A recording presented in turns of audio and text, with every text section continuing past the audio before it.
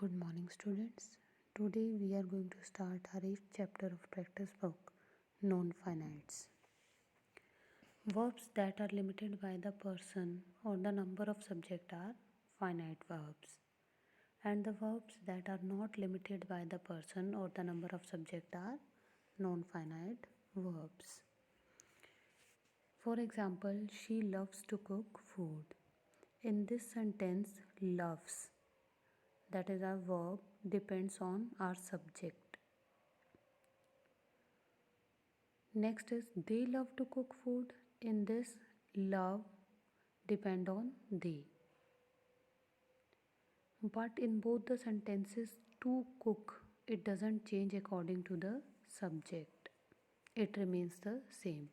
So the verb which changes according to the number of subject are called finite verbs, and the verbs which doesn't change according to the number of subject, they are called non-finite verbs.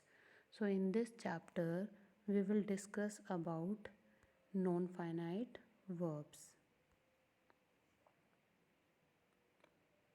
We will discuss about these verbs, non-finite verbs. Some more examples are: the question appears to be easy. The question appear to be easy. In this, to be doesn't change according to the subject. So this is non-finite verb. The torn chart papers were replaced. The torn chart papers was replaced. In this, the torn verb doesn't change according to the subject, that is paper. Next is talking parrots are rare. A talking parrot is rare. In this, talking verb is our non-finite verb because it doesn't change according to the subject.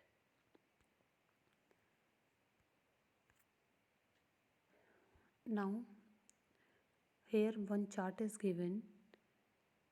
Non-finite verbs are further divided into three parts, that is infinitive, participle and gerund. Participle is further divided into two parts, present participle and past participle. So you have to remember that tenses have to agree to the subject in number or person, and so they change form. A non-finite verb doesn't change its form, hence it is also called a verb without tense. First of all, we will discuss about the infinitive. An infinitive is formed by adding to the base form of a verb. That means in which we use to plus verb. For example, he agreed to play the match. Here to play is our infinitive. I decided to buy the dress. Here to buy is our infinitive. We expect our team to win the tournament. So all these are infinitive. In this we have used to plus verb form. Now in second part, complete the sentences given below by filling the blanks with infinitive of the verbs in the bracket. First one is to switch on the computer, press the green button. Next is dash hear him singing is a torture. It's to hear him singing is a torture. My idea of happiness is dash time with my family. It is to spend time. Your job is to deliver the packet on time. The baby doesn't want to go to sleep. So like this you have to complete rest of the worksheet. Now come to the worksheet number 3. In this worksheet, given below is a list of verbs that are generally followed by an infinitive.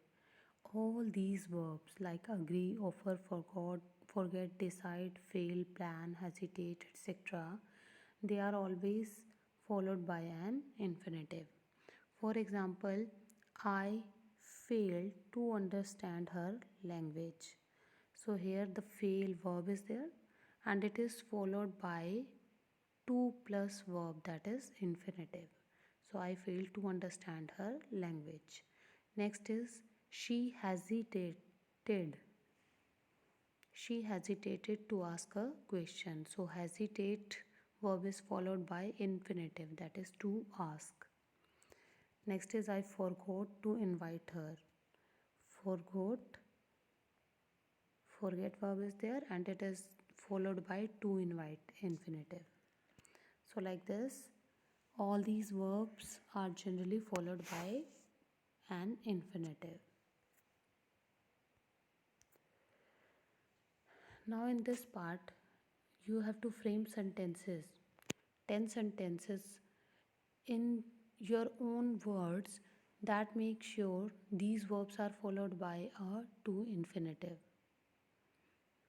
So you will try it yourself. In worksheet number 4, a to infinitive can be used in various patterns. Study the following sentences and understand these patterns. Different patterns are given in which you can use infinitive. So you will read this worksheet yourself. Next is complete the following sentences using an infinitive construction. Now you have to use infinitive and complete the sentences. Like first one is the company wanted dash. So I can frame the sentence, the company wanted manager to manage office. Now in this I have used to manage, that is my infinitive. Next is the minister promised the public to make a dam over the river. To make, that is my infinitive in this. How I somehow managed to get a bus. So to get is my infinitive in this. We need a compass to make a circle. Now to make is my infinitive. So you can frame any sentence according to your choice, but keep in mind that you have to use infinitive. So rest of the worksheet you will try yourself. Now worksheet number 5, the bare infinitive. Bare infinitive means infinitive without to. So some examples are there, like you must see your doctor today. You must see your doctor today. In this, see is my infinitive, but it is without to. So that's why it is called bare infinitive. We all should teach at least one underprivileged child. In this, teach is my infinitive, but it is without to. So that's why it is bare infinitive. Now, where we use bare infinitive? First of all, the bare infinitive are used with the verbs with the modals. So modals are always followed by bare infinitive. So you have already noticed in this must and should is present in these sentences, though that's why I have used bare infinitive there. So wherever the modals are there, so we will use bare infinitive. Next is the verbs of perception like see, hear, feel, know. They are also followed by bare infinitive. And the third rule is the verb like let, bid, make. They are also followed by bare infinitive. So you have to keep all these rules in your mind, that modals are always followed by bare infinitive. Verbs of perception like see, hear, feel, know, they are followed by bare infinitive. And the verbs like let, bid, make, they are followed by bare infinitive. Let us take some example. She can read the whole novel in one day. So can is our modal. So there is bare infinitive, read. He heard someone sing in the dead of night. Heard is our verb of perception. So it is followed by bare infinitive, sing. Next is let me talk to him. Let is there, so that's why bare infinitive talk has been used. Make him realize. Make is there, so that's why realize is bare infinitive. So In case of dare and need, we use the to infinitive in affirmative sentences but bare infinitive in negative sentences. For example, you need to learn German. You need not learn German. In negative sentences, we will use bare infinitive. In the case of dare and need only. Now next is read the sentences given below. There is one error or omission in each sentence. Discuss with your friends and rewrite the sentences correctly in the given spaces. There is one error or omission. So you have to find out that error or omission. The teacher made him to stand. So the correct one is the teacher made him stand. The teacher made him stand.